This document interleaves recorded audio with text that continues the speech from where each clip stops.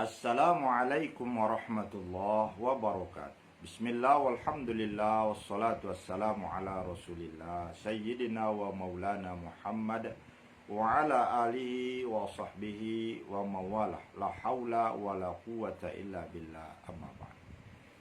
Kaum muslimin wal muslimat yang dirahmati Allah subhanahu wa ta'ala, dalam kesempatan yang baik ini kita akan mengkaji fungsi lain dari sholat 5 waktu, yaitu untuk mencegah perbuatan keji dan munkar. Allah subhanahu wa ta'ala berfirman dalam surah Al-Ankabut ayat 45, wa aqimus sholah inna sholata tanha anil fahsai wal munkar. Dan dirikanlah sholat, sesungguhnya sholat itu bisa mencegah perbuatan keji dan munkar. Pertanyaannya, kapan sholat itu bisa mencegah perbuatan keji dan munkar? Apakah sholat itu setelah dilaksanakan dengan rukun yang sempurna, dengan syarat yang sempurna, lalu secara otomatis bisa mencegah perbuatan keji dan munkar? Belum tentu. Karena sholat itu ada yang dilaksanakan, harus juga ada yang ditegakkan. Ada perbedaan antara melaksanakan sholat dan menegakkan sholat. Karena perintahnya bukan if'alus sholah, yaitu laksanakan sholat, tetapi perintahnya aqimus sholah, yaitu tegakkanlah atau dirikanlah ibadah sholat. Kalau melaksanakan sholat, itu akan sah, akan sempurna di sisi Allah itu ketika rukun dan syaratnya sudah sempurna. Mulai dari rukun pertama, yaitu berniat, kemudian kedua berdiri, takbiratul ihram, kemudian membaca Fatihah, kemudian ruku, kemudian i'tidal, seterusnya sampai ke salam. Kemudian memenuhi syaratnya. Syaratnya harus suci dari hadas, kemudian suci dari najis, kemudian suci dari hadas kecil maupun hadas besar. Kemudian dia masuk waktu, kemudian menutup aurat, kemudian menghadap kiblat, dan seterusnya. Syarat-syarat yang sudah ditentukan oleh para ulama. Nah, kemudian ketika hal itu sudah kita laksanakan, maka sholat itu secara pelaksanaannya telah sempurna. Tetapi dengan sempurnanya pelaksanaannya belum menjamin bisa mencegah perbuatan keji dan munkar. Karena di dalam ayat mengatakan fawailul lil musallin, sungguh celakalah orang-orang yang telah melaksanakan sholat, alladzina hum an sholatihim sahun, yang di dalam sholatnya itu ada kelalaian. Nah, di sini kita melihat bahwa kelalaian di situ, kalau di dalam pelaksanaannya itu kita lalai dari mengingat Allah, kita tidak sadar dengan apa yang kita baca. Tetapi ada kelalaian di dalam menegakkan sholat.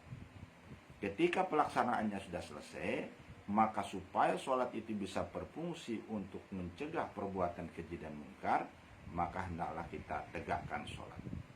Kita mendirikan sholat pada jasad kita, di dalam berinteraksi dengan masyarakat, di dalam berinteraksi sosial dengan kehidupan kita di dalam bermasyarakat. Bagaimana caranya? Sholat 5 waktu itu telah dilaksanakan sebanyak 17 rakaat. Tetapi harus ditegakkan pada tubuh ini sebanyak 17 titik. Baru dia akan bisa berbanding lurus antara pelaksanaan dan penegakan sholat. Maka kalau kita lihat di sana ada zuhur 4 rakaat, ada asar 4 rakaat, kemudian ada maghrib 3 rakaat, kemudian ada isya 4 rakaat, ada subuh 2 rakaat. Itu berbanding lurus dengan titik-titik aktif yang bisa mengarahkan kita kepada surga dan bisa juga mengarahkan kita kepada neraka, yang bisa mengarahkan kita kepada al-falah, keberuntungan, yang bisa juga mengarahkan kita kepada al-wail, yaitu neraka wail. Tergantung nanti ketika sholat sudah dilaksanakan, kemudian bisa ditegakkan, baru akan terwujud tanha anil fahsai wal munkar. Sholat itu betul-betul bisa mencegah perbuatan keji dan munkar, baik kepada diri kita sendiri maupun dampaknya kepada kehidupan masyarakat kita. Maka sholat asar itu Sholat zuhur itu ditempelkan oleh Allah Subhanahu wa Ta'ala pada jasad kita ini, mulai dari kepala rakaat pertama, rakaat kedua, rakaat ketiga, rakaat keempat, karena dia tegak lurus seperti ketika matahari berada di pertengahan langit. Apa maknanya? Orang yang sudah melaksanakan rakaat pertama sholat zuhur harus bisa menegakkan rakaat pertama. Di sini rakaat pertamanya itu adalah otak ini, kepala ini. Apa yang ada di kepala? Ada akal. Jangan dipergunakan akal ini untuk mencelakakan diri sendiri. Jangan dipergunakan untuk menipu orang lain, untuk mencelakai orang lain. Tetapi akal itu dipergunakan dengan sebaik-baiknya untuk kemanfaatan orang banyak. Kemudian ada lubang hidung sebelah kiri, ada sebelah kanan. Ini juga harus dipergunakan dengan sebaik-baiknya kepada yang dihalalkan Allah. Jangan dipergunakan kepada hal-hal yang dilarang Allah. Dipergunakan untuk mencium aroma harumnya istri, bukan dipakai untuk mencium aroma atau harumnya wanita-wanita tunasusila atau hal-hal yang lain yang diharamkan Allah Subhanahu wa Ta'ala. Kemudian ada rakaat keempatnya. Rakaat keempat ini adalah lisan atau mulut ini. Apa yang terjadi pada lisan ini? Kalau dia tidak bisa ditegakkan rakaat keempatnya sholat zuhur ini, maka fawailul lil musallin. Sungguh merugi orang yang telah sholat secara pelaksanaan tapi tidak bisa ditegakkan pada lisannya. Apa yang dilakukan? Keluarkan kata-kata baik, jangan keluarkan kata-kata kotor. Rasulullah sallallahu alaihi wasallam bersabda, "Man kana yu'minu billahi wal yaumil akhir falyaqul khairan aw liyasmut." Barang siapa yang beriman kepada Allah Subhanahu wa taala, beriman kepada hari akhir, hendaklah dia berkata baik. Kalau dia tidak bisa berkata baik, hendaklah dia berdiam. Mulut ini sebagai rakaat keempat dari sholat zuhur, jangan dimasukkan makanan-makanan yang haram, baik secara zatnya maupun secara haram didapatkannya. Jangan dimasukkan minuman yang diharamkan Allah Subhanahu wa Ta'ala. Maka itulah makna dari menegakkan sholat zuhur. Akal dipergunakan untuk kemaslahatan orang banyak. Hidung dipergunakan kepada hal-hal yang dihalalkan Allah. Lisan ini dijaga dengan sebaik-baiknya. Kemudian dia dipakai untuk memakan dan meminum sesuatu yang dihalalkan Allah SWT. Kemudian ada sholat asar. Sholat asar itu karena matahari sudah agak condong, maka itu diibaratkan dengan dua telinga dan dua mata. Apa yang harus dijaga, ditegakkan pada sholat asar, rakaat sholat asar itu? Telinga dijaga dari mendengar hal-hal yang diharamkan Allah. Mata dijaga untuk tidak melihat sesuatu yang diharamkan Allah. Telinga diarahkan untuk mendengar hal-hal yang diperintahkan Allah. Mata diarahkan, ditegakkan untuk melihat hal-hal yang dihalalkan Allah SWT. Itu makna dari menegakkan sholat asar. Tadi sudah dilaksanakan, kemudian ditegakkan di anggota tubuh kita. Kemudian sholat maghrib. Sholat maghrib itu adalah dada sebelah kanan, dada sebelah kiri, kemudian pusar kita. Itu adalah perlambang dari sholat maghrib. Ini harus dijaga dengan sebaik-baiknya, ditegakkan di sini. Ini jangan sampai salah guna.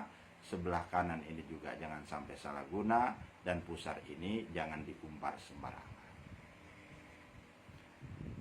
Kemudian sholat Isya.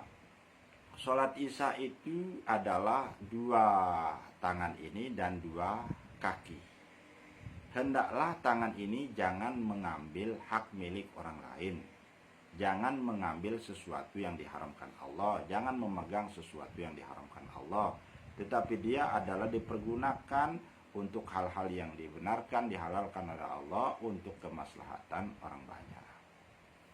Nah, kemudian kaki jangan melangkah ke tempat-tempat maksiat, tetapi dia dilangkahkan kepada tempat-tempat yang diperintah Allah, ke masjid, ke pengajian, kemudian ke sawah untuk mencari nafkah, kemudian ke kantor. Bukan diarahkan kepada tempat-tempat maksiat, tempat-tempat melakukan kemungkaran. Kemudian ada sholat subuh. Sholat subuh yaitu perlambangnya adalah jalan keluar dari depan dan jalan keluar dari belakang, yang disebut dengan kubul dan dubur, atau disebut dengan pintu depan dan pintu belakang, atau kemaluan dan anus. Kemaluan jangan dipakai untuk berzina. Kemaluan itu jangan dipakai untuk kemaksiatan kepada Allah Subhanahu wa taala. Kemudian dari jalan belakang jangan dipakai untuk berliwat atau homo. Nah, kemudian jangan dipakai berzina itu maksudnya jangan untuk lesbi, perempuan sama perempuan, kemudian ada gay, laki sama laki atau homo. Nah, kemudian ada biseks. Biseks itu adalah sesuatu yang ganda, ke laki dia pakai, ke perempuan dia pakai, tapi tidak berdasarkan asas yang dibenarkan Islam, tidak berdasarkan pernikahan, atau dia tidak kalau dia laki perempuan itu halalnya dengan menikah, tapi kalau perempuan dengan perempuan tidak ada halalnya, semuanya haram. Laki sama laki tidak ada halalnya. Nah, kemudian demikian pula yang ganda, dia punya istri tetapi dia masih masih suka pada laki-laki, maka itu tidak ada jalan halalnya. Yang halal itu cuma hubungan laki perempuan yang dihalalkan dengan nikah. Maka depan ini harus dipergunakan kepada yang dihalalkan oleh syariat Allah. Jangan dipergunakan kepada hal-hal yang dilarang oleh Allah Subhanahu wa taala. Kemudian ada transgender, maka disingkat dengan LGBT, yaitu lesbi, kemudian gay, transgender, LGBT, B-nya adalah biseks, ganda, kemudian ada transgender. Transgender itu dia lahir dengan kelamin laki, kemudian dia ingin merubah operasi menjadi kelamin perempuan. Kemudian yang lahir dari kelamin perempuan lalu ingin merubah gendernya menjadi laki-laki. Dan ini diharamkan oleh Allah Subhanahu wa taala. Nah, maka dengan demikian ketika rakaat sholat itu telah ditegakkan, setelah dilaksanakan, maka setelah dikerjakan atau dilaksanakan, maka barulah sholat itu akan betul-betul kelihatan fungsinya, yaitu mencegah dari perbuatan keji dan munkar.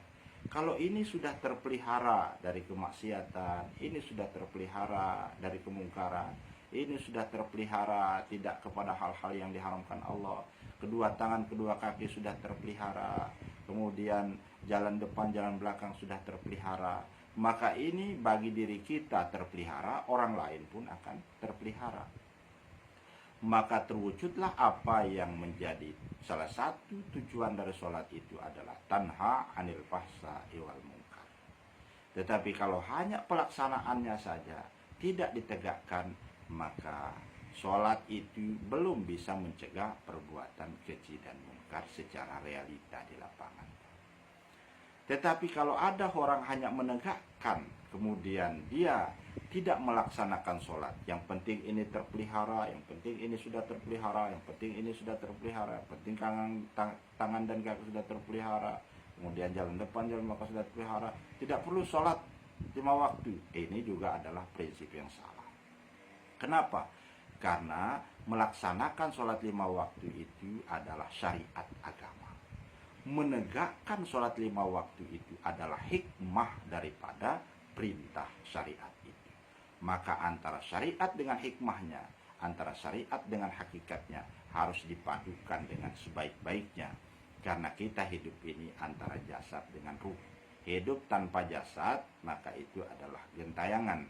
Kemudian jasad tanpa ruh itu adalah mayat. Sehingga dia baru berpadu menjadi sebuah kesempurnaan ketika jasad dan ruh itu ada. Ketika sholat itu secara pelaksanaannya kita laksanakan dengan sempurna, tetapi secara dan kemudian secara penegakannya, pengamalannya kita lakukan, barulah lengkap kita adalah secara Islam itu ditegakkan secara kafah pada diri kita. Jangan tinggalkan pelaksanaan syariat, kemudian ditingkatkan kepada penegakannya, sehingga kita betul-betul bisa mengikuti apa yang diajarkan Rasulullah Sallallahu Alaihi Wasallam. Shollu kama ra'aitumuni usolli. Sholatlah kalian sebagaimana melihat aku sholat. yaitu melaksanakan sholat dengan sempurna rukun dan syaratnya, dan ditegakkan sholat di dalam kehidupan ini dengan semua panca indera, semua anggota tubuh yang 17 ini diarahkan kepada hal-hal yang diridai Allah Subhanahu wa taala dan dihindarkan dari hal-hal yang dimurkai, yang dilarang oleh Allah Subhanahu wa taala. Demikianlah sekelumit tentang fungsi lain dari sholat 5 waktu. Mudah-mudahan ada manfaatnya, dan kalau ada khilaf dan salah saya mohon maaf yang sebesar-besarnya. Wallahul muwaffiq wal hadi ila sabilir rasyad. Wassalamualaikum warahmatullahi wabarakatuh.